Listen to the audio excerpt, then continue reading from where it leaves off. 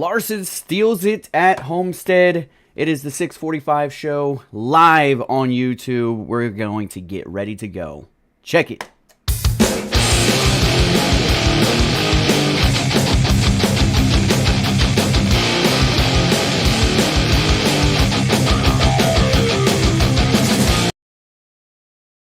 Ladies and gentlemen, welcome to another episode of the 645. We're coming just 10 minutes a little too early, but we wanted to get some practice in for the Homestead race for the NASCAR iRacing series coming up here in about an hour or so. I'm one of your hosts, Derek Jewett, driver of the number 45 machine done by Non-Typical Designs. This is Aaron Baum, driver of the number 6 Non-Typical Designs Ford Mustang F-150. That's about all you drive, just Ford Mustang and Ford F-150. Aaron, how you doing? I'm all right, man. Would have been better if Brad didn't blow today, but I'm all right. How are you doing? Um, I would be okay if Tyler Reddick didn't do what he did. So, but yeah, lot to talk about this week with the NASCAR season or NASCAR races here at Homestead. We had the Truck Series race, the Xfinity Series race, and obviously the Cup race. We'll talk about those three. We'll also talk about this past week. We did the NIS stuff on Sunday after the stream, and then I had my two races for the Mystic Racing League, and then Aaron Baum actually returned to the Mystic Racing League to race Bristol, so we'll talk about that. Yeah, what do you want to start with? What do you talk We about? can start with Larson on the truck, unless you want to start with your league race. Up Ah, to you. Do you want to start chronologically? we always.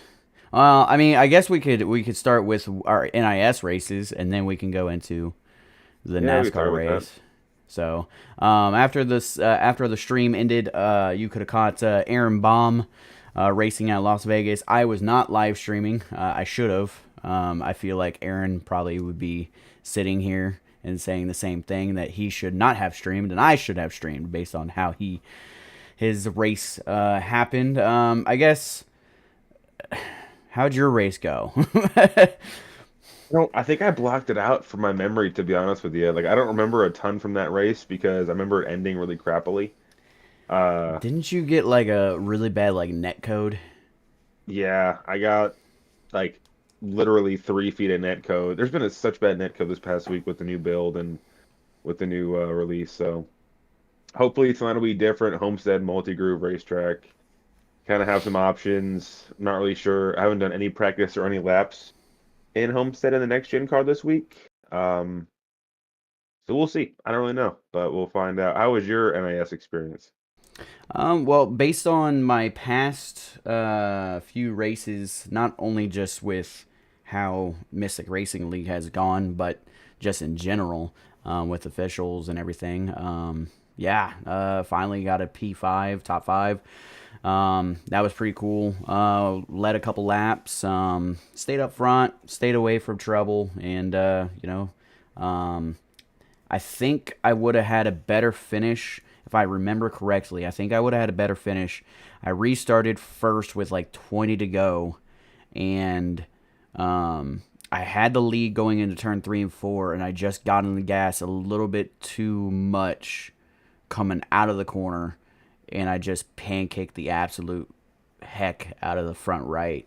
And yeah, didn't want to drive how I wanted to drive, but we came back, finished fifth in our non-typical designs car.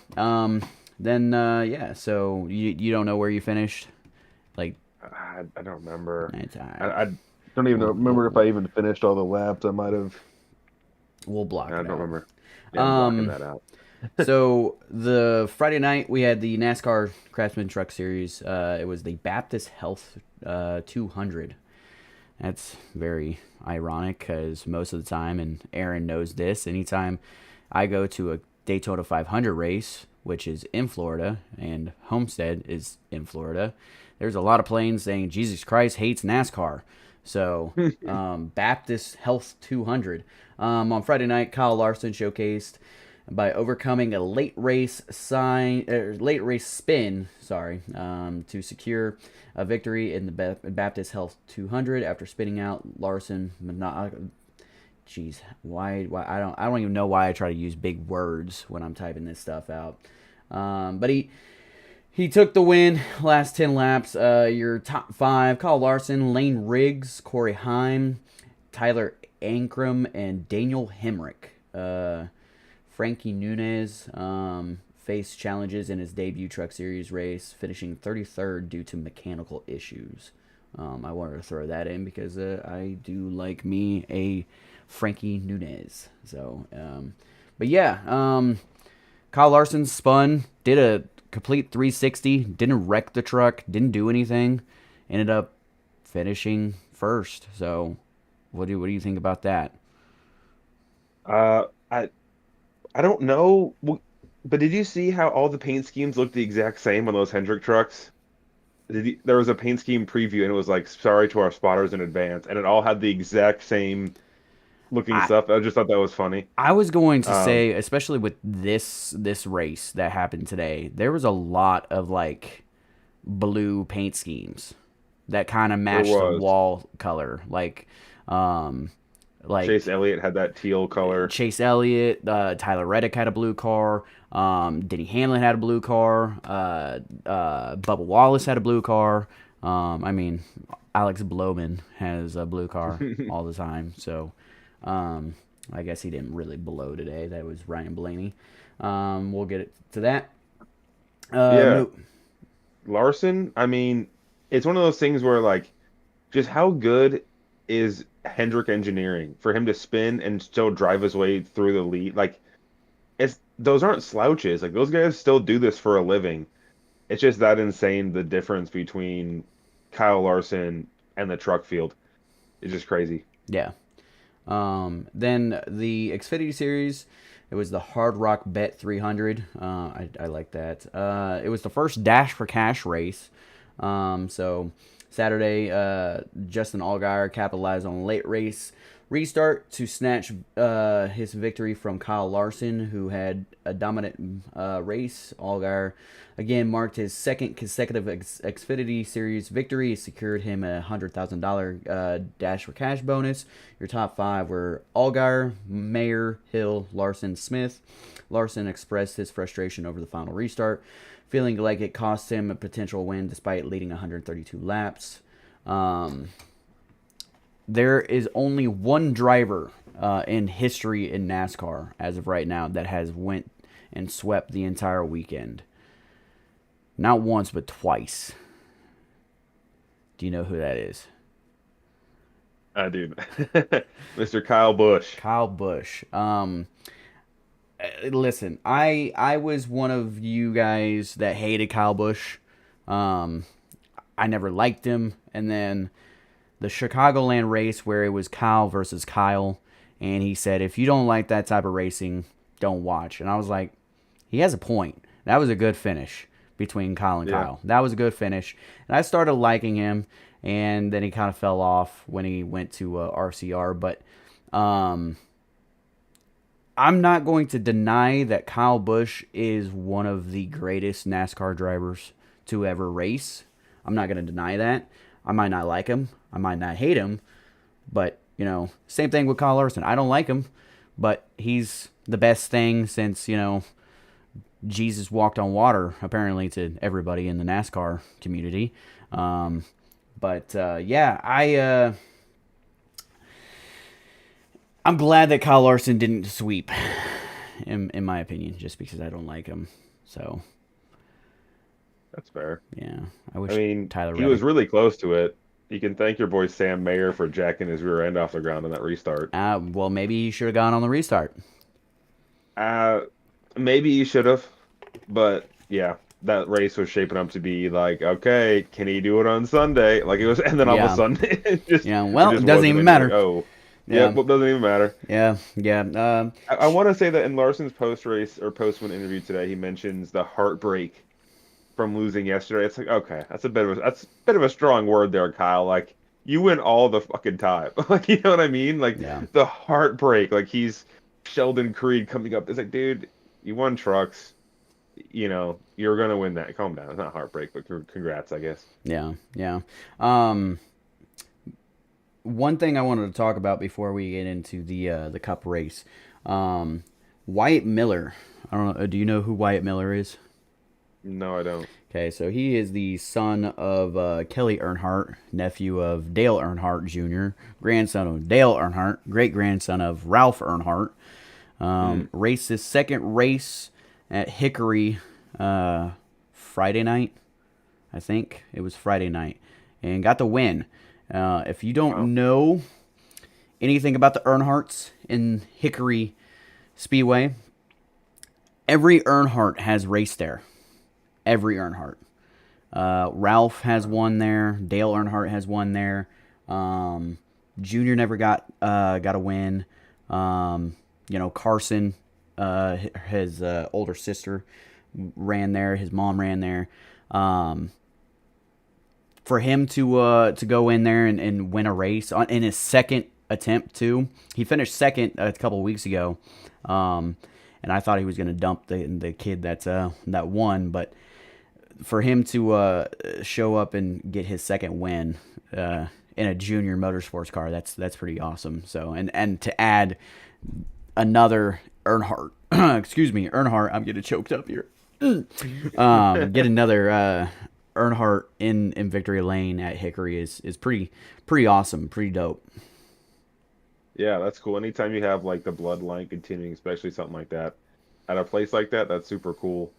I mean, they also had a long time to make a setup for that place. Like they have plenty of data to build the greatest setup ever for Hickory. But that's super. How old is he? He's 13, Oh my goodness. I Okay. think. I might All have right. mine wrong. DraftKings 2031 NASCAR Xfinity Series champion. You know what? Listen, I if I'm gonna remain watching this sport, I have to start watching them young. So What did he say? I Easy there. I gotta start watching them race when they're young because Okay. Yeah. Tyler Reddick came up through the sport in the dirt series and then was signed by Junior Motorsport. Actually, no, he was signed by Brad Keselowski and Mm, then that's Junior right. Motorsport. So, but yeah, I mean, I don't know, I don't know. He's an It's Earnhardt. hard.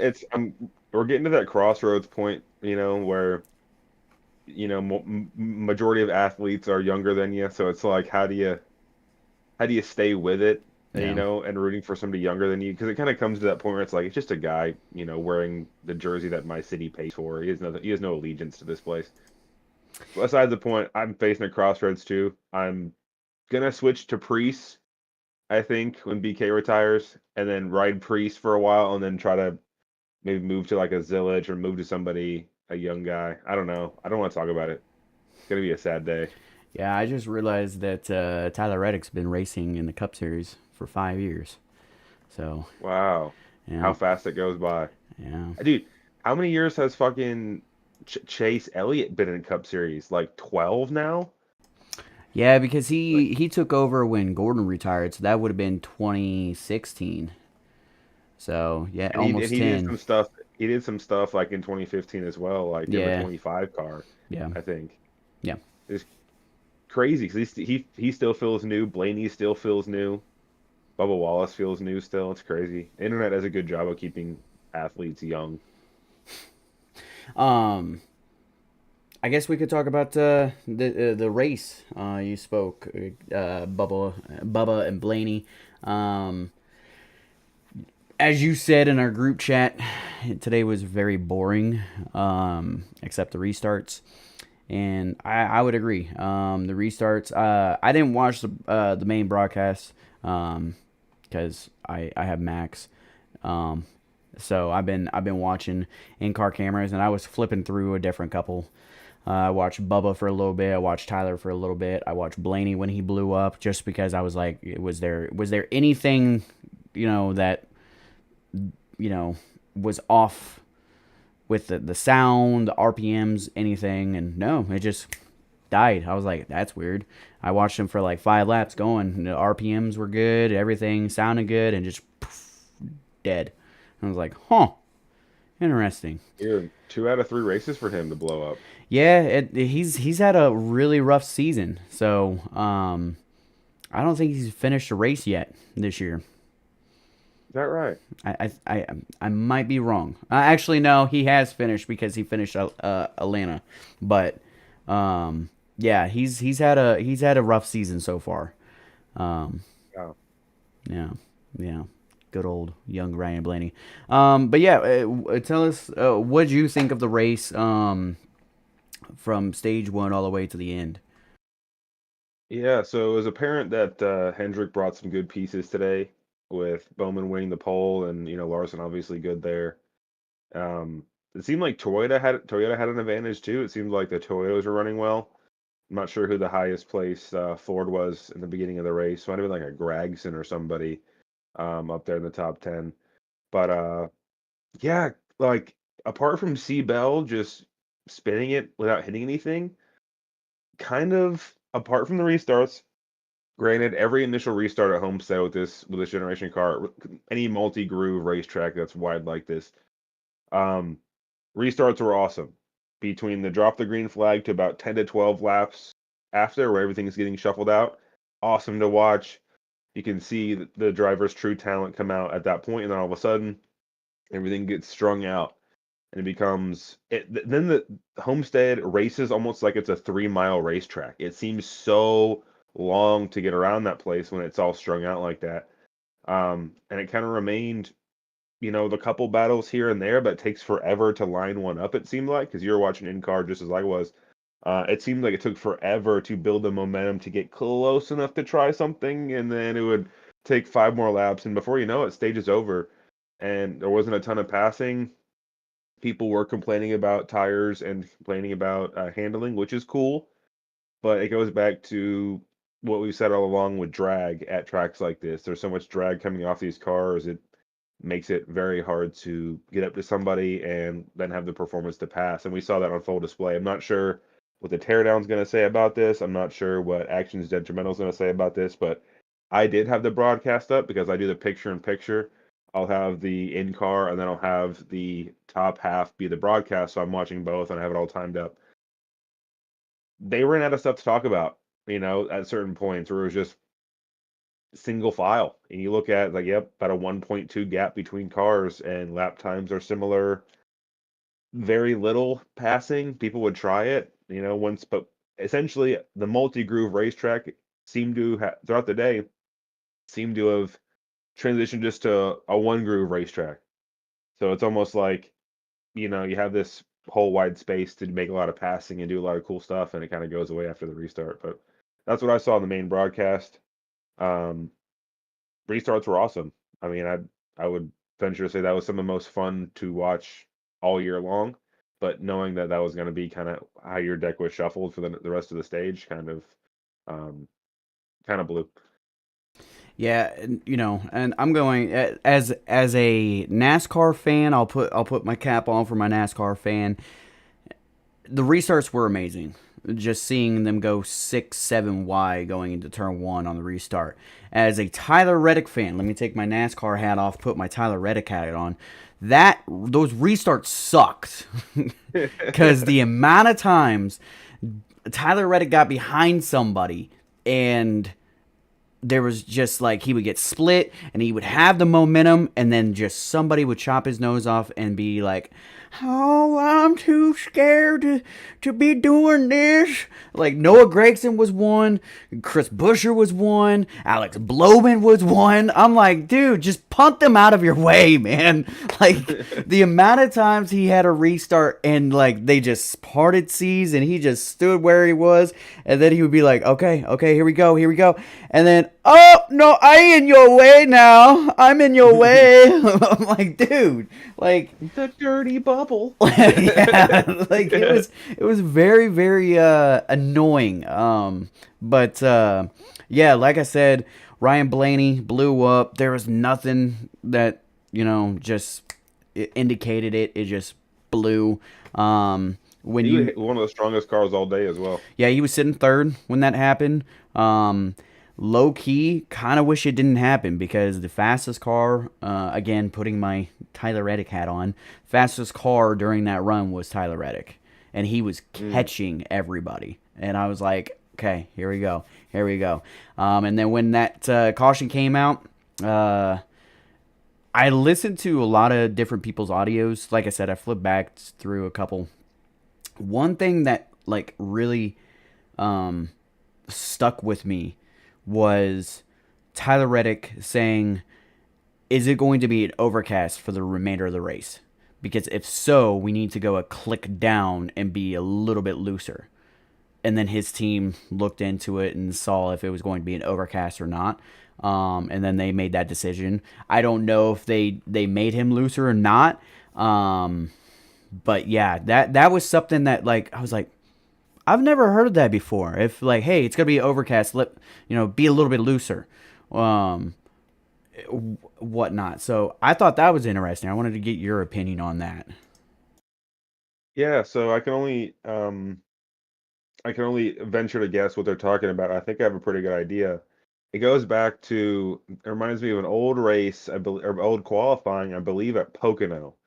And it was a giant racetrack, but they were watching a cloud that was like a mile off, and it was back when you had like 20-minute open qualifying, and just and they were waiting to see if this wind was going to blow this cloud over like turn three, and sure enough, it did. And then bam, if you went and timed that up, that cloud cooled off the racetrack so significantly that it gave you way more grip. Now, if you're a tight race car, it's my understanding that the cooler track temperature will just make you a little bit tighter.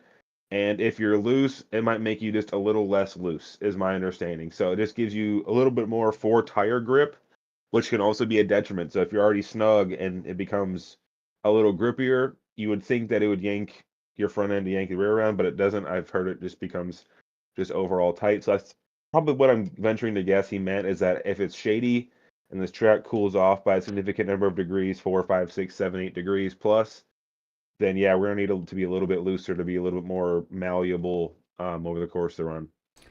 And I'm gonna kind of combine iRacing and NASCAR a little bit, so bear with me. We did this race not too long ago, a couple months ago. I think this was the second to last race before the championship race.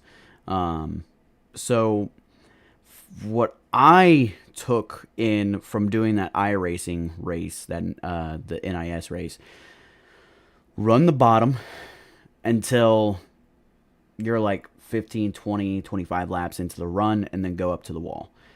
What I noticed during the race was run the top until you have to dive bomb somebody and go from there. So I wonder what the difference was. Obviously track temp, whatever, tire model, but for them to like from the start run the wall, and if somebody's slower in front of you, full gas it all the way to the bottom and then slide that car up, hope to god you don't hit the wall.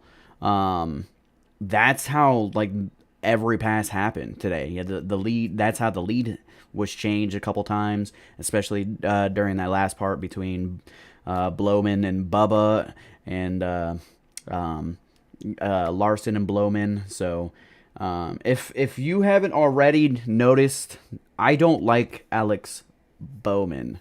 So I call him Blowman, and Aaron can thank that or take credit for that. But yeah, I wanted to get your opinion on that because we're about to go do this NIS race. Are you going to try to run the bottom, or are you going to run the top? Like, what are you thinking? Right. So I noticed that as well. Like BK and those guys refer to it as like the slider line all day. And it goes back to that thing where like previous generation cars this doesn't apply to, but for this model car, there is an optimum way to drive it and set it up. Like before, there could be multiple ways to skin a cat. You could be Jimmy Johnson, right rear loose guy, or you could be tire save, right front guy. But this car, like there is an optimum way that it could be a slot car around the track. So they figure, okay, we're just going to set it up for the top line, which has the most banking, the most speed. And since the next gen's cornering speeds, quote unquote, we'll talk about this right now too. their minimum corner speeds, because they have so much downforce. Oh, their minimum speeds in the corners are so much higher. So it's like, all right, well, we're just going to set up our car to run up to the top, figure out that degree of banking, whatever. And then, okay, so your only hope is to dive bomb at some point because your car's set up for up top. So my thing is this. I think the reason that is too is like a track aging thing. I saw a picture of the Homestead Miami track surface, very rough, aging very, very rough on the tires. So that's a good thing, but I think everyone knows just run the top. Like it's not even a question anymore versus the old generation cars. You could set up the car to run the bottom and save tire to the point of iRacing. Like that was a possibility.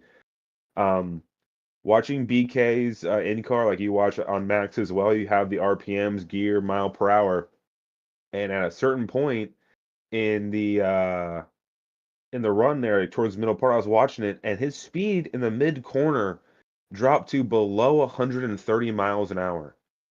And I go, for an unrestricted mile and a half or 1 point whatever mile track this is, 128 mile per hour corner speed is a joke. Like they look slow on camera at some points too. Like some cameras did a good job with like focus points to make them look like they're whizzing by. But a lot of it's like, yeah, you can drive it close to the wall like that because it's like kind of not gonna say easy, but it ain't a 9.5 thousand RPM machine that can rip like his Odell Jr. qualifying efforts, right? Like it's just not the same car.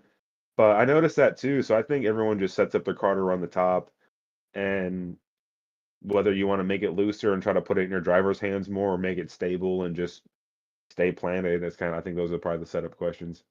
Yeah, and with how Tyler Reddick, because I can't really speak for all the drivers, but Tyler Reddick, he was good in 3 and 4. He was the best car in 3 and 4, but he would lose so much time in 1 and 2.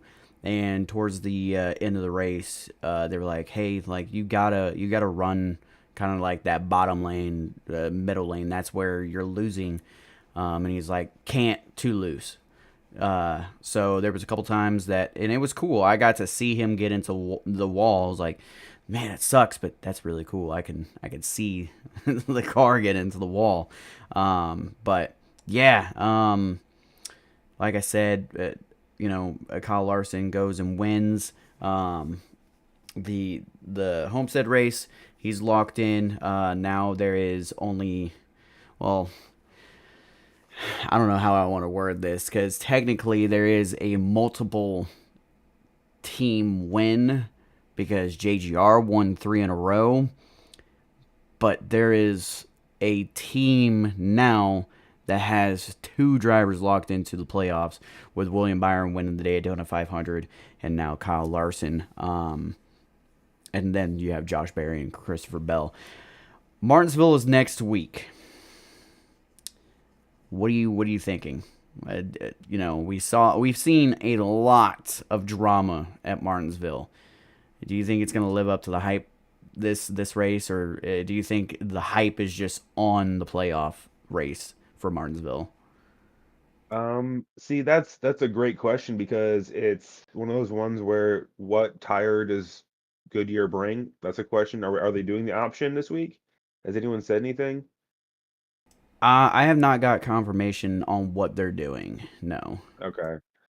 Because if it's kind of the same tires we've had at previous Martinsvilles, it could kind of be a snooze fest after a while. Just single file conveyor belt Martinsville race.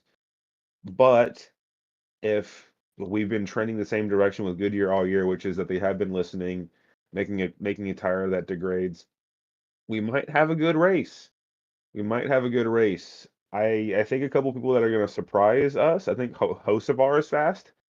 I think I could see him being good there. I could also see SVG somehow qualifying in the top 10 there. One of those hairpin type of corners just maybe fits his style a little bit better. But we'll see, man. Like it seems like the only way to pass at Martinsville is just to punt people. So we'll see what that does. It's bound to bring drama. It's bound to bring storyline. Someone's bound to punt somebody or stack up a lane and cause a big wreck. So I don't know. I'm not sure what to make of it. I'm really not sure. There isn't really a standout short track like Martinsville Merchant like there have been in years past, where like Denny Hamlin would go off or Kyle Busch would look great. Jimmy Johnson would be good. Um, yeah, I don't know. What's your take on Martinsville next week? Definitely, it is not your typical Martinsville race anymore, where you can be like, oh, this guy is going to do really really well. In my opinion, I think it's more of a wild card type track, just because you never know who's going to show up and how it's going to happen. If you told me in 2014 Dale Earnhardt Jr. was going to win a Martinsville race, I would not have believed you. Growing up, that was Gordon and Johnson, and like you said, Hamlin, and a bunch of other people. But Junior to finally get that was pretty cool. See, I don't know. I don't know who to put money on. Um, I have to see what the sport betting books have. Obviously, they won't have that up until probably Tuesday or Wednesday. But yeah, I don't know. I don't. There's nobody that really like stands out. Besides, I mean, the Hendrick guys did really good, both the fall and the spring race. Um, but yeah, I don't really know. Like JGR hasn't really been good there. Roush hasn't really been good anywhere. Um, and then can you Keep going. yeah, I mean can you want to debate about that? No, I don't. I don't. I don't. It just the truth hurts, man. Trust me, Tyler Reddick, he's gonna probably finish at best like 20th next week. Like, I'd be happy if he gets 20th. It literally comes down to just who nails it off the truck now. Like since there isn't practice, and like once again, I'm gonna bring this guy up. I'm gonna bring this up all the time. The entire duration of this show until something changes. Now there's a conversation, Kevin Harvick bringing up horsepower again. Thank the Lord, because everyone's starting to get on the horsepower train again. Like we have to have horsepower in these cars. Martinsville now, since the next gen car is like a super aero sensitive racetrack all of a sudden. You hear people talk about it all the time. Once I got 3 car lengths behind them, I have to lift too much. And there's downshifting at Martinsville now for third. And it's like it if you make a mistake, third gear is gonna get you. You'll be fine. And if you unload off the truck, just execute your qualifying lap. You have one chance to do it. That sets your whole weekend. And that's to me, that's not cool. We need more practice. We need something, because just going out there and just who unloads off the truck the best, it's going to favor the people that have the best sim and software engineers that can make the best simulator setup to do it. It's going to favor those guys every single week. We talk about parity, we talk about a fluke win, Josh Berry this, a John Hunter Nemechek running in the top 10, stuff like that. But a majority of the time when you have such little practice, it's going to be a rich get richer situation. Most people are going to load off the truck fast. Tyler Reddick will probably qualify between the top 15, probably guaranteed. Hamlin probably somewhere in the top 12. It's just kind of one of those things. I think we need more practice and we need more horsepower, especially at a place like Martinsville, where the whole point is to burn right tires up and to save brakes. But you don't need to save brakes if you're going slow. And if you don't have enough horsepower to burn the rears up, you're not going to. They said last year's left side tires could go 190 laps and be perfectly fine. So hopefully Goodyear can step up and surprise us this week with that, because if not, it's going to be whoever's in the bottom lane is going to be whoever is on the bottom lane in the qualifying. Like if you are in the like first, third, fifth set, you're going to finish well unless you get punted. Like you'll be perfectly fine. You'll do a great all stage, unless there's some bogus flip the stage guy towards the end, tries to do some weird leapfrog thing that never ends up working out. You always hear about those guys, never ends up working out. I don't know.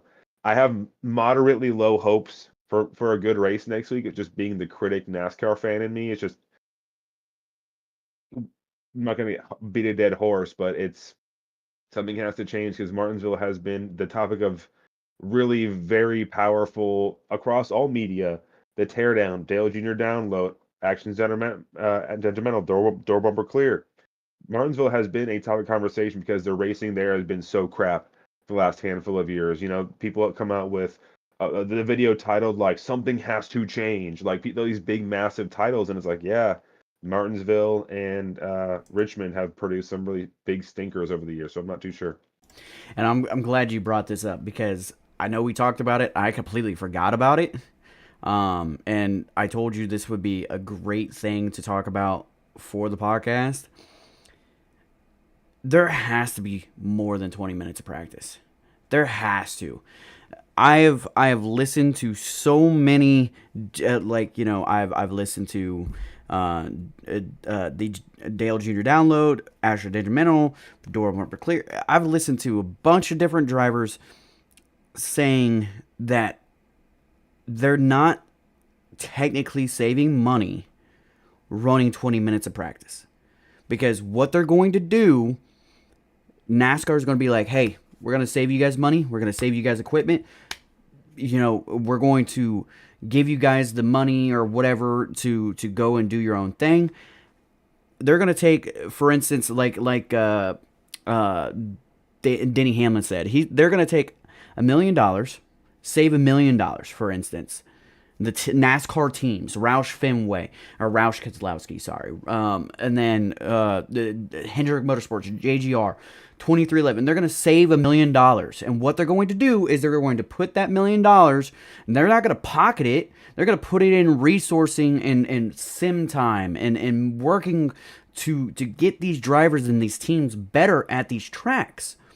When all you have to do is just, hey, you get an hour of practice. Go out there. And if you have a Tyler, I know I'm decked out in Tyler Reddick stuff. If Tyler Reddick says, I don't want to practice for an hour, by all means, run 20 minutes. Chase Elliott, the golden boy of NASCAR, the most popular driver, which is very shocking because, again, Kyle Larson's right here. Best thing to ever, exist in NASCAR, apparently. He could go and run 20 minutes. He could go run an hour. It doesn't matter. You have these kids who come up from the Truck Series and the Xfinity Series and get into the Cup, and they are promised big things. They are promised big things. Did you ever think Chase Elliott, if NASCAR is how it is now, and Chase Elliott went from the Xfinity Series to the Cup Series, do you think he would have been a champion by now? No. Exactly. And that's because he doesn't get the practice. There has to be more practice. NASCAR, you want to give these people provisionals and be like, here's a free ticket to race in the Cup Series. And then set them up to fail? I don't care. I don't even care if it's broadcasted. I don't even care if, hey, we're not going to sell tickets. It's just going to be, an hour practice. Cool. Have these people go out there and run. And not only that, you could be like, hey, you get an hour practice, and then we have like a 45-minute test because, we want to try something out. Or Goodyear wants to try something out. We have this new thing that we're going to, put on the car. Hopefully it helps the drag, or it helps, the cars not flip over. There you go. You don't have to have these simple tests of like, hey, you're going to race 600 miles at Charlotte and then show up on Tuesday and race, or a test for another like 50, 60 laps because we want to try something out. Like, get it done. Like, these people, if I was a real NASCAR driver, I would be like, yes, I want as much seat time as possible. I understand they go through a lot with training and meetings and setting up the cars and doing the sim work. But drivers have said the sim doesn't do its justice as much as actually getting in the car and racing it. The more seat time you have, the more you can actually feel and tell these amazing $1 million, $1 billion companies, this is what I need from the car. Please get it done. I bet you, and I don't like him, if there was more time for practice, Carson Hocevar would probably have a win by now. 1,000% he would probably have a win by now. Yeah. Rant 100%, over. man. 100%, man. And I want to take that for a minute too because it's such a great topic. I've complained about this for years. You already have the track rented out, NASCAR. You have it bought from Thursday when people can come in for campers all the way until Monday or Sunday night when people have to leave, whatever. They would sell tickets to practice. People would come, have multi-day practice, have it on Friday and Saturday, where it's Friday for an hour, Saturday for an hour, and then after Xfinity practice, have NASCAR qualifying like they used to do. Why not have your stars on track more? The sponsors would love it. Broadcast it. You're trying to make this sport bigger. You want it to grow. And how is having it on TV less going to grow it? You're trying to compete with all these other distractions: TikTok, YouTube, Instagram, Twitter, other sports, video games. You're competing with so many things. Why are you taking them off the track? And to your point, people would eventually go and run the whole hour because there's been arguments from Denny Hamlin and other people that says, there's not a whole lot to change on these cars. Oh, you can't really, it's the same kind of setup for everybody. It's just going to make everybody closer. But what would eventually happen is people that would run the full hour, if they managed their time right, which they would come in, they would try something like their main set, then they go in, change something around for 20, 30 minutes in the garage, change shocks, change springs, change cambers, go out there with a completely different package and just to test it. Just to be like, is it better? Does this work? And you find out if it doesn't work, you can reverse engineer as to why it doesn't and therefore make it work. People would eventually get beat by the cars that go out for the full hour. Therefore, everybody for the competitive advantage would go out for the full hour. There you go. I don't want to hear it. And doesn't save people money. Just like you said, it would go to other things. So it's annoying. Goodyear shouldn't charge as much for tires as they do. I've heard some egregious numbers from what it takes for like a dozen sets of tires for a weekend or whatever. But my goodness, these guys need practice. These young guys need practice. And some of these struggling teams need to try something new, but you're too scared to because your 20 minutes of practice just go to, okay, is there any vibrations? Is it tight? What's the balance? Like, not really any wholesale changes. Go to multi-day. There was people overnight were in the shop that were putting in brand new things. Like, that was such a cool element of the sport that has been completely ripped away from corporate greed. I don't even know why. I couldn't even tell you why, because we're only going to take out this hour of TV broadcasting time for race for the qualifying and practice. It doesn't, the dividends. People, not enough people watch for us to broadcast it. Put it on Prime. Somebody will pick it up. Put it on the Tubi NASCAR channel. I don't know what to tell you, but you have to have more practice, and people would eventually have really cool setups, and they'd find out some really cool data from running longer practices. Yeah, and I totally agree. And one thing that I want to touch on is Fox. I don't know if they screwed up or what, but the fact that they put head to head NASCAR and Formula One Or IndyCar? or IndyCar, was it IndyCar? Yeah, the IndyCar. It put them colliding against each other. Like, what I understand Fox has majority of NASCAR, but why would you do that? Like, you're not helping your two most, like, yes, Fox has football, Fox has basketball, Fox has baseball, but during this time, what's going on? You have March Madness, but you and I can both agree that March Madness, even basketball in general, haven't seen the good ratings. Like, basketball has Yeah. sucked this year and last year, or past couple of years. So, okay, so I'm not gonna watch basketball. Like, why even bother? You have IndyCar, and you have NASCAR, and you have Formula One. Those are the three biggest things that are going on right now until opening day happens here in a couple days for baseball. But why would you? Why would, like, give the race to, like, NBC or ABC or USA, or have the race on Max.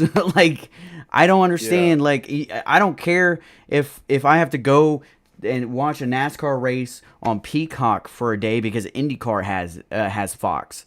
But the fact that you have both of them colliding at the same time, like, that was a like I want to know, I want to be a fly in that meeting room and just be like hearing, yeah, so we're going to have NASCAR, IndyCar going at the same time on our brand. Yeah, great idea. They had to lose viewership. They had to. Yeah, and there was an issue as well too. Like they couldn't get IndyCar on. Like there was a channel mix-up, and then eventually they got it going. So people that were trying to watch IndyCar, NASCAR got put on, which is hilarious. I went on Reddit and they go, I'm an IndyCar fan, and there was technical difficulties, so they defaulted us to the NASCAR race, which I think is hilarious. But dude, I'm tired of Fox, man. Like it, there that is just greedy corporate shell, man. Like it's the most obvious thing. It's a copy and paste broadcast every single week. I'm tired of the same cutaway shots going to commercial of some little kid with a Chase Elliott thing. Like it, dude. The Fox broadcasts are nauseating. They are so bad. Commercials every 5 seconds. I'm not sure if I watch on the Fox Sports app on my online. It's the same like six commercials every freaking break. So that's also nauseating. That might be just an app thing. But dude, it's so boring. It's hard to not fall asleep. If I didn't watch Brad's in car that keeps me somewhat adrenalized, I would literally be passed out on a Sunday afternoon. And when you don't have these cars on track for practice, we don't have them, making storylines or wrecking in practice or people setting fast laps to talk about, you get left with a whole lot of dead air. And sometimes that's what happens. Mike Joy, Kevin Harvick, they don't really know what to say. So they'll just kind of sit there and then it's like, oh, hey, Larson scraped the wall again. It's like, okay, well, this sucks. I'm tired of Fox broadcasts. Literally abysmal. I wish they would just give up the torch because when they put on both, NASCAR always suffers. NASCAR never gets the cool, innovative stuff. At least NBC tries cool things. They try, the pit lane broadcast or like the spider camera on pit road. Like they try cool stuff, drone cameras, but it's like Fox is awful. It's so bad. Yeah, and I am really excited when Prime picks up broadcasting. Like having Carl Edwards, Dale Earnhardt Jr., and Steve Letarte like broadcasting. Obviously, Carl Edwards has been out of the sport for almost 10 years. But the fact that you have Junior, you have Steve Junior, who, you know, yeah, he owns a team. He hasn't really raced it, but he's very knowledgeable with any type of race car. Steve Letarte, same thing, very knowledgeable, knows a lot of things, and Carl Edwards, just being Carl Edwards. I mean, he's not a hometown boy, but Columbia is only like an hour and a half away from where I am, so I'm excited to have that.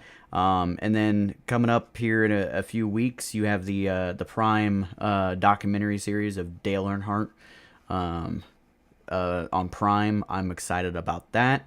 I think that's going to be really really cool. Um, yeah, I agree with you. Like Fox needs to kick Mike Joy, Kevin Harvick, and Clint Boyer out, and they need to refresh it.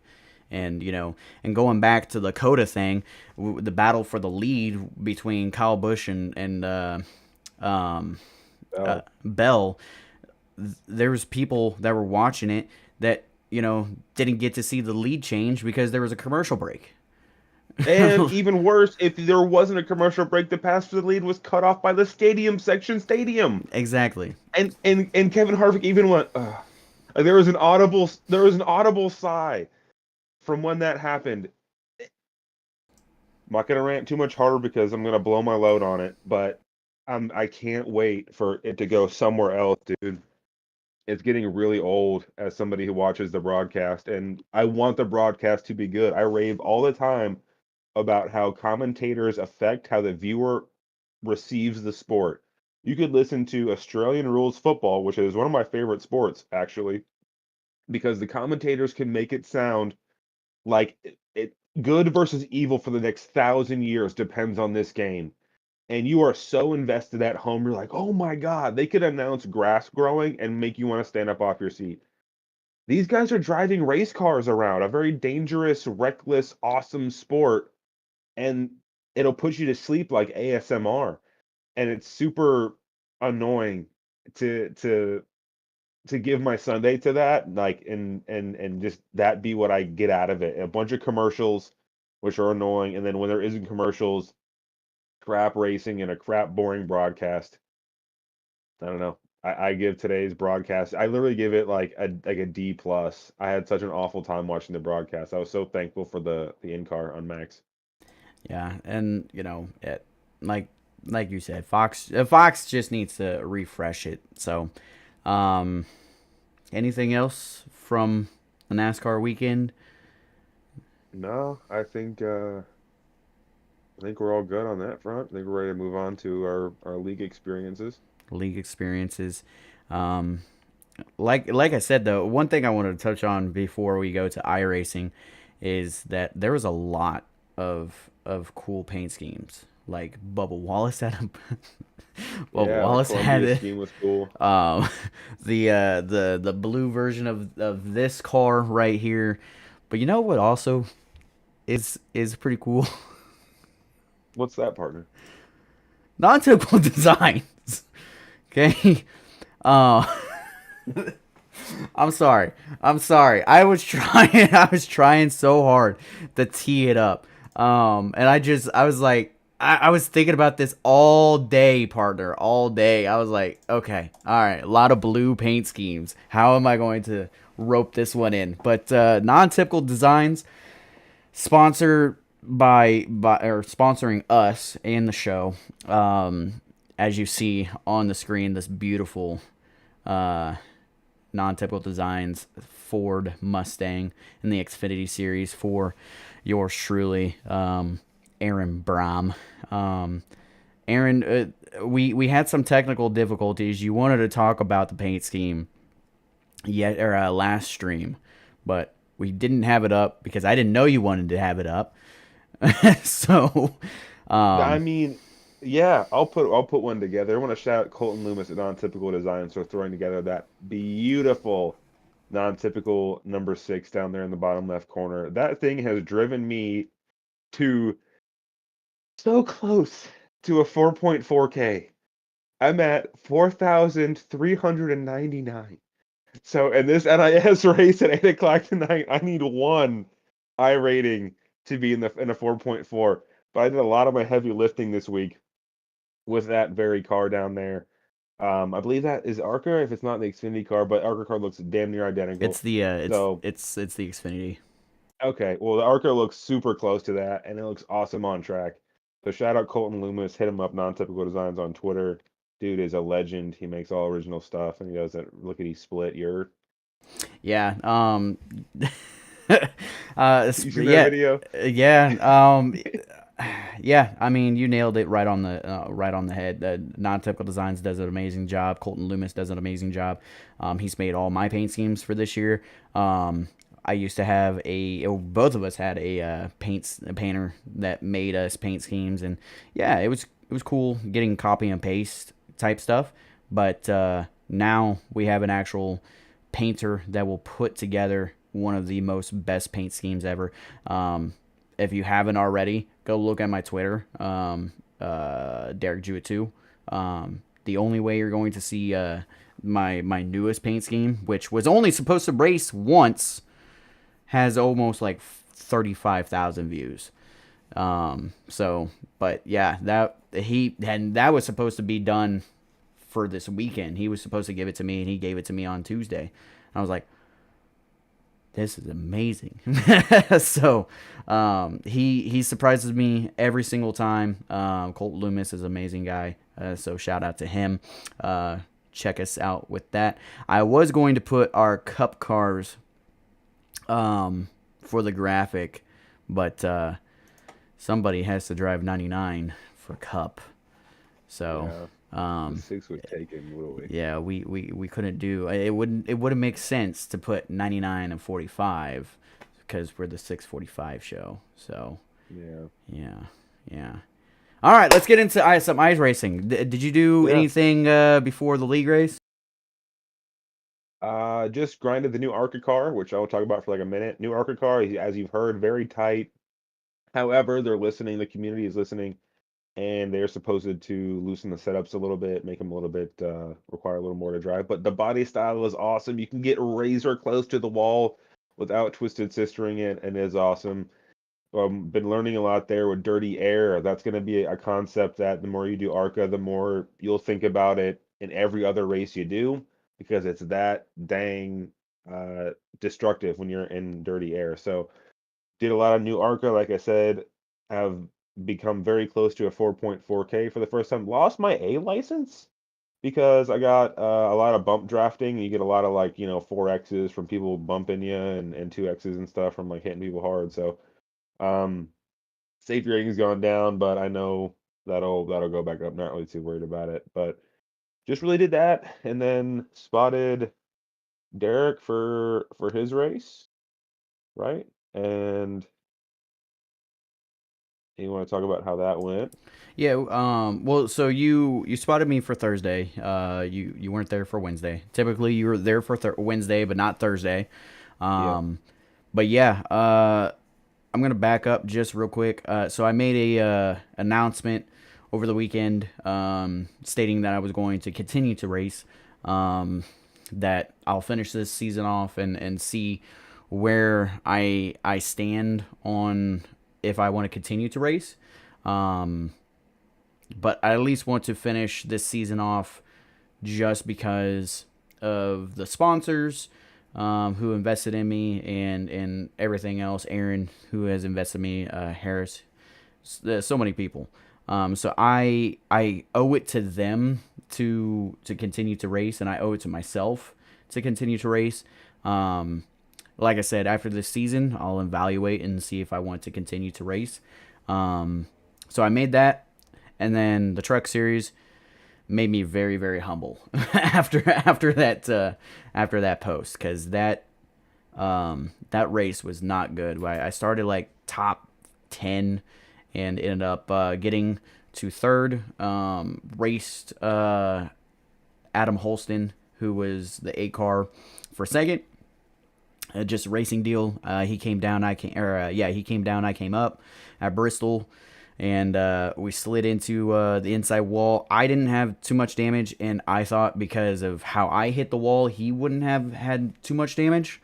We restarted, went back battling for second again, and yeah, he just got wicked loose. Like he was, it looked like it looked like he was turning it left, and then it just snapped right. Like it was so weird, and I was right behind him, and I actually was riding. So he was in the middle lane, and I was up a little bit further up to try to get the momentum to kind of cut down and get underneath him going into the corner, or the next corner. And based on how he snapped, I had to do some Tokyo drift, and it didn't work out, and truck got spun around and ended up backing it up into the wall. And then I didn't want to spin around and into oncoming traffic under the caution, so I waited. So I went a lap down.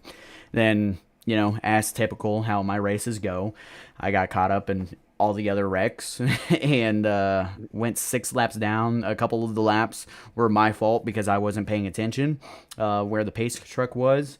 We finished 16th, 6 laps down. Love to see it.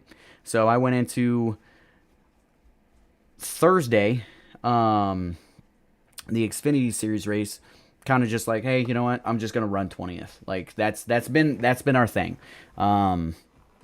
Aaron spotted me. We had the CHGO Sports paint scheme, which is an amazing paint scheme. Like I said, I was only going to run it one time. I was going to run it at Chicago. I posted it, tagged all the CHGO guys, and I got so many great responses. I've never had my phone blow up that much like that, besides the fact I picked up a spam call one time, and I had 900 phone calls in under 5 minutes.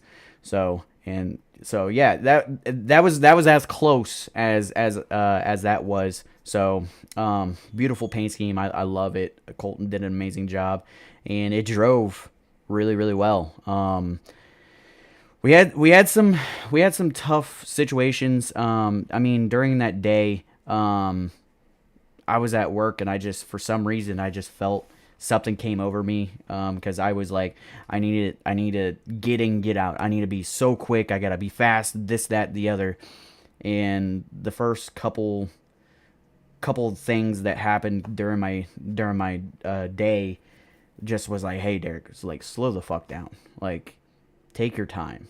So I did. And then I immediately texted and talked to Aaron. I was like, hey man, like, I think the strategy is like run in the back for the first 2/3 of the race and then be up there at the end. Um, that's how it's been for me, where I am really really good the first 2/3 of the race, and then something happens and it's a shitstorm the last third of the race. So we stayed in the back. We didn't score any stage points, but I just wanted a really good finish. We got caught up in one wreck, and that was my fault. Okay, it wasn't my fault that how the wreck happened. It was my fault that we got caught up in the wreck in the first place, because Aaron was spotting me and was like, "Hey, you got like what, 5 6 cars ahead of you, something like that, like under a blanket, something." Yeah. And yeah, somebody just got loose, couldn't handle it, and wrecked everybody. And I was up there, I was on somebody's ass, and he, like the lap before, Aaron was like, "Hey, you should probably back off." And like, I was in the zone. I was like, I'm here. Like, I'm here. Like, the pack is here. Like, I'm here. Why would I want to back off? And sure enough, yeah. And I didn't get mad. Like, I didn't even get mad about it. Like, our if we didn't have that fast repair, our day was done. Like, I was so slow, the car didn't want to like, it was torn up. And the first thing that Aaron said was like, "We're in it." And I was like, "That's my fault. That is my fault that we got in that." That like, that's how I said it. I didn't scream, I didn't yell, I wasn't pissed off. I was like, it's my fault that we got into it.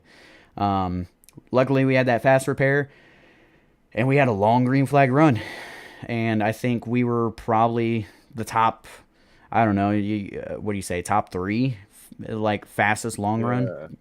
At least, yeah, we were catching everybody on the long run. That was awesome. Yeah.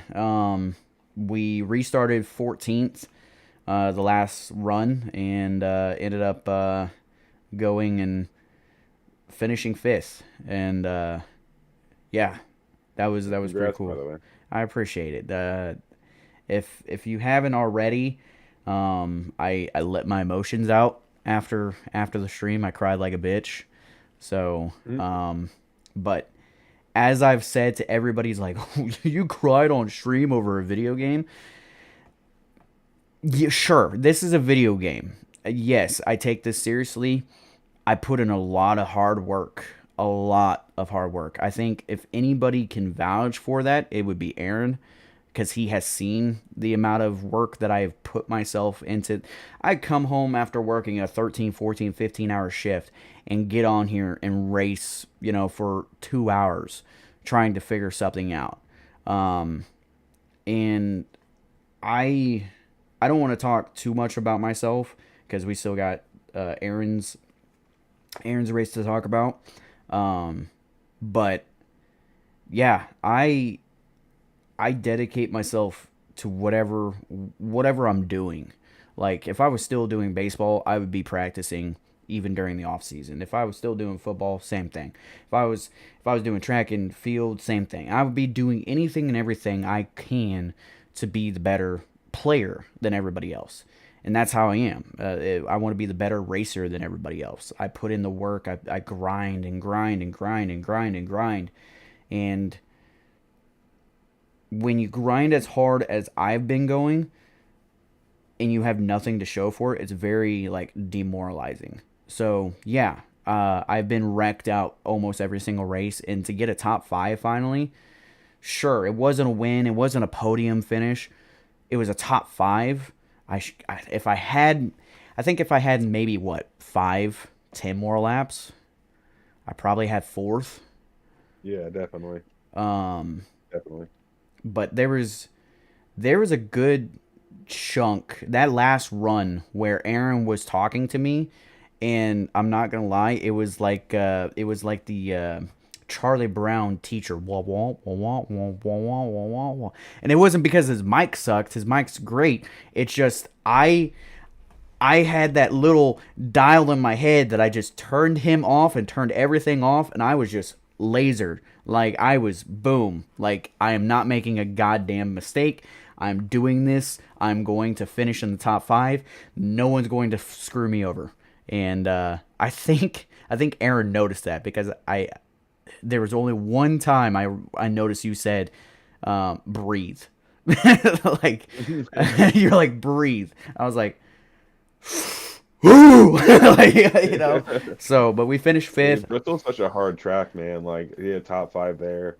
It is a very Um, technical track, and I wanted to shout out Brett because I told him I would. I ended his day on accident. I think it was more of a racing deal, but yeah, we were three wide, lap down car. I was on the inside, and I think it was just a racing deal. I think he came down and I came up and ended his day. So I told him I would shout him out on the podcast. But let's get into yeah. Friday. Yeah, so coming off of Derek's P5, I kind of had confidence just that, you know, was going to have some speed. We and I kind of figured out that place by doing the NIS last year, the full 500. So we have a good sense of that place. And I didn't do any practice before, so I hopped in, just did my Group B practice. I think got like P4 on the board for total speed, so I felt good about that. Um, I think qualified fourth as well. I think somewhere up towards the front. Qualified fifth, yeah, fifth. And it was somewhere up there.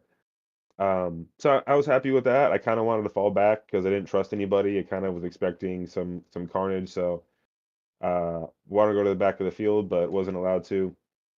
And just quickly found the rhythm again and found the difference between one and two and three and four. And once you kind of feel that difference out, you can really attack those corners. But um, I think we had some great maneuvers. I think we drove our car really well. We didn't get baited into running maniac pace with those guys. As we see Buddy Boy Talik. What a sweet guy. He's telling me Yeah, that so he needs anyway, to just go had outside, and I'm like, dude, like I'm doing work. Like, yeah, matter wrap it, I'll wrap this up shortly. But yeah, we had speed, had great long run speed. We were catching everybody. We equalized our tires well. We got through traffic well. Um, got some damage. Decided to use our fast repair with I think like 50 odd to go, like yeah, somewhere within 60 to 50 to go. I'm gonna cut you off. Yeah, so you had the same situation I had. I mean, your damage wasn't as big as my damage on Thursday, but you asked me like, hey, like, should I use it? And I was like, you just had a long green flag run. And I think it's if it's anything like the Xfinity Series, you're gonna have the same. Sorry, the Fall Creek Plumbing Grand National Series. You're going to have the same thing happen. So I go ahead, do it. Yeah, But it was just like that 50-50 chance of like, okay, you have that caution, you take it and you use it and pray to God that you don't have another accident. But yeah, I'll let you get into yeah, that. yeah, that's exactly right. And I was on board with it too, about taking it because I was trusting everybody to have a long green flag run. It seemed like people were letting each other go. People were getting wrecked out, so there was just less cars on track in general. So I was like, yes, like I have speed. I can get around somebody and manage tire and then go forward. And yeah, I forgot who it was. I think you know the name. Andrew Allen. Um, Andrew Allen got into our left rear. He dove inside of us. He tried it a few times to no avail because the outside lane at Bristol is where the momentum is outside to apexing the middle, going back outwards. And he would dive in inside of me, try it, and he tried it a couple times throughout the night, pretty much to no avail. Or I would just let him go because I was just like, I don't want to get killed by this dude. But coming down to the closing 50 laps of this race, I wasn't really giving an inch, and he dove in personally, I believe, too hard, and clearly it was because he got into me. He got up next to me in the corner. He got way too close, and he ended up coming off the corner up. I was up by the wall. I gave him plenty. I couldn't go any further. When somebody dives inside of you, I could have easily blocked it, but I'm trusting. Hey, I'm trusting you to not come up into me. I'm trusting you to race around me as I've raced around you all night, right? So there was a little bit of like, hey, I'll let you run the bottom if you can make it work. Good on you, but don't hit me trying to do that. And then coming off the corner, gets into my left rear, spins me around, and I hold the brake and just get collected by a bunch of guys and collect a bunch of people. So I'm sorry about that, but I had nothing to do with that. I'm gonna say like that was nothing I could have done. I was up a paper's thin width away from the wall. So just kind of sucked. He apologized for it, but I think we were gonna have a chance for the win, to be honest with you, because that number of laps was fitting right into when we were peaking of like hauling ass and then everyone else falling off. So we're gonna get one. Bristol's a hard place to get a win at, and to see you get a top five made the week really awesome. So move on to the NIS tonight. That's all I really got. Yeah, and one thing I wanted to touch on was, and I'm not gonna name drivers. There has been a lot of things that happened to me, and I'm so glad that the Mystic Racing League is listening to your complaints, my complaints, everybody's complaints about certain drivers and certain situations. They just announced today that they're actually going to be doing the ARCA series. That will be on Mondays. It's a $10 buy-in if you are going to race for a championship. And then I think the championship and a couple other drivers will get some percentage back. And then it will go towards the broadcast and everything. But it will be the ARCA cars. They already have the schedule up. It's going to be Mondays. I might do it. I might not. I might just race it, a couple times here and there. But as of right now, I think they're on the right strategy to get where this league needs to go. I mean, we have the drivers, we have the broadcasters to do what they need to do to be a great, league. Like I've been, even though I've been wrecked so many times, and maybe you want to throw in your 2 cents. Maybe I've been wrecked so many times, but I have still had a lot of fun racing against these guys, and to see them listen and be like, okay, this is what we're going to do. This is how we're going to do it. Like next year, I'm excited to see how they go. I've always told you like I've had my own league. I know how difficult it is to get the people to show up, get publicity and everything else. You had to start. Think about it at the house, like a house. You have to start at the bottom in the basement and work your way up. And right now, this is year one. It is at the basement. They got to work their way up. Next year, they're going to be at the living room. And then, they'll have the second tier, and then the third tier, and then the penthouse. Okay? But they're listening. They're doing what they think they need to do. And I'm excited for it. I'm hoping that next year they'll look at the list and be like, okay, what days can you race? Okay, you can race this series because of your incidences or whatever, your skill set. This is where you're going to race, and so on and so forth. And if you don't like it, sorry, maybe this league isn't for you. And I'm hoping that there's 2 individuals that get out of the series that I race in. So, or they just clean up their act. So, but yeah, Andrew Allen, since you already threw his name out, or I guess I threw his name out. Me and him have had beef, so he wrecked me at Martinsville. I could have finished, and that could have been a top 5 finish, but he right hooked me on the last lap, and yeah, so yeah, we got the NIS here in 10 minutes, 11 minutes. Any final thoughts going into it? Nah, I'm just gonna watch the film that I can, figure out what steering ratio and brake bias I want, and that's about it. And hope to put down a mean steamer. And I don't know. I'm not sure what to expect if it's going to be a caution fest or if it's going to be long run. It might go long run like IRL, so that'd be kind of cool. You had what I had. You were supposed to have what I had, and I was supposed to have what you had for Las Vegas, if that makes sense. You had a Yeah, caution fest, and you were like what 5K I rating or strength of yeah, field or something like that, yeah, and I had a 2.3 strength of the field, and I only had maybe like 3 cautions. He had like 16. yeah. It was So awful. It was like every four corners. All right, yellows out. It's like what the hell? yeah, How? yeah.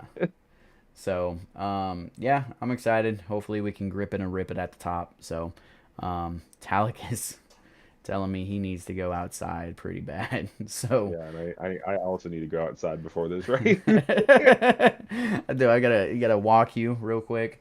Um, so, check out. I'm gonna be streaming. I think that's going to be a very bad mojo for me, but screw it. I got to mess with some stuff. Shout out to Austin, by the way. He gave me this 32-inch monitor, and I think that helped me a lot. I'm also looking into setting up a triple monitor set, so therefore I could see my left and my right side. So we're investing into this. And sure enough, I'll invest into it, and then I'll be like, I don't want to race next year. I don't want to do it, and I put all this money into it. Fuck it, whatever. But yeah, check us out. You can check me out on Twitch here in about 10, 15 minutes for the NIS race. Derek Jewett too, and then Aaron. Yeah, catch me in the same time, 8 o'clock Central at Aaron Baum Racing on Twitch, and also follow my Twitter under the same name, Aaron Baum Racing. Think we're gonna be in top split, depending on how many cars. If not, we'll definitely be in second split, and unless top split's like an ungodly like 6.1K, I think we should be towards the top, which scares me because I don't know what I'm doing there this week. So we'll see. Have fun watching me die. Yeah, so we'll do that. Thank you everybody for tuning in. Thank you for everybody for commenting and telling us what we need to do. Shout out to the Mystic League guys. Shout out to Colton Loomis with the amazing paint schemes. We got Talladega next week for the Mystic Racing League. So I will be doing all three races. I'm hoping that Aaron could do the Cup Series race so I can push him to a win. And then hopefully he can spot me to a win, get him his first official spot/crew chief win of spotting me, I guess, in a league. So So like Tony Gibson. yeah, finally. So as always, thank you for tuning in. Take care of yourself. Take care of others. We'll see you in like 10 minutes. Deuces.